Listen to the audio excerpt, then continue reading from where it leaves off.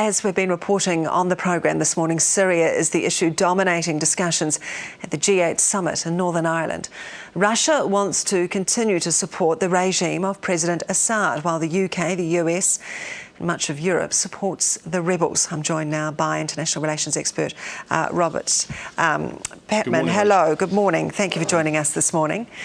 What do you make of what's going on in Northern Ireland? Because it's quite extraordinary, isn't it? You see Cameron standing shoulder to shoulder with Putin, and Putin just simply says, we're still supporting what they say is the legitimate regime in Syria. Well, there was a preliminary meeting at Downing Street, as you said, intimated, between Putin and Cameron, David Cameron, the British leader, and they seem to be poles apart. Cameron described the Assad regime as a brutal dictatorship, and Mr. Putin expressed concern that the Americans and the British might possibly arm an opposition, which he described as barbaric, or words to that effect. Why does Russia support Syria? I think there's two crucial reasons. One is that the Americans, and the Chinese for that matter, are nervous about the idea of redefining sovereignty in a way that goes beyond the government of the day. In other words, they don't like the idea of the United Nations or any international actor taking upon itself to intervene for humanitarian reasons if it means bypassing the government, because of course it has implications for places like Chechnya and Tibet. The second reason is strategic. The Russians have a military base in Syria at Tartus, and it's really their remaining toehold in the Middle East after the collapse of the Soviet Union, so they're not anxious to lose that connection.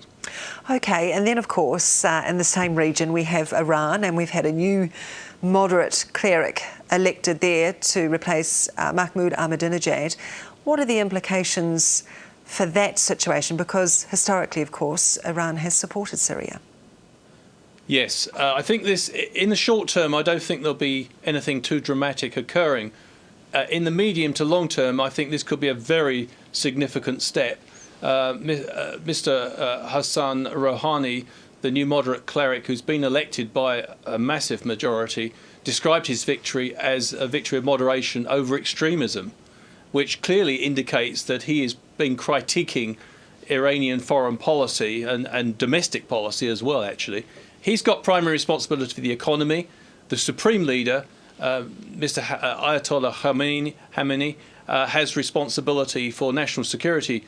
But because he has responsibility in the economic area, he will take an interest in Iranian expenditure in places like Syria. Iran has helped keep the Assad regime in the game.